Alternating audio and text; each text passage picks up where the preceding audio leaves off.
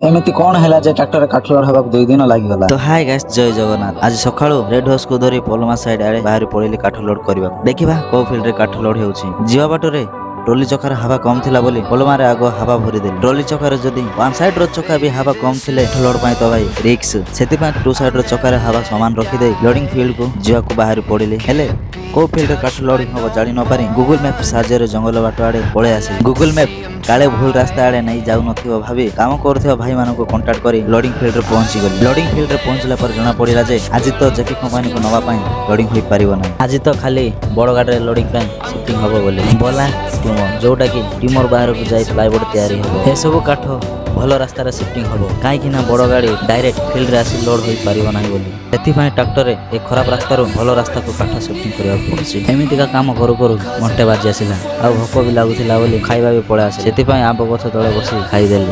N केते घंटा अपेक्षा कला परे बड़ गाड़ी आसी जरू बड़ गाड़ी रे भाई माने लोडिंग आरंभ कर देले। आज तो जेकी कंपनी पई लोड होई परिबो ना। आ काम करथवा भाई माने हमको फील्ड रे सोइबा को असुविधा होची कहिबारु फील्ड रे ट्रैक्टर छाड़ी बाइक धरी घर को पळे आसे।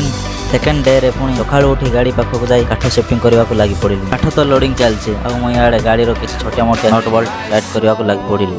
एमिति का शिफ्टिंग करू करू संध्या होई गला। तापरे आ गोटे गाड़ी आसी जिबारु काठ लोड होई गला। बड़ गाड़ी रे काठ तो लोड होई गला हेले आज भी जेकी कंपनी नबा पई ट्रैक्टर रे काठ लोड होई परिला नै। देखिबा थर्ड डे रे ट्रैक्टर रे काठ लोड होई पारुछि कि नै। रोहिली जय जगन्नाथ।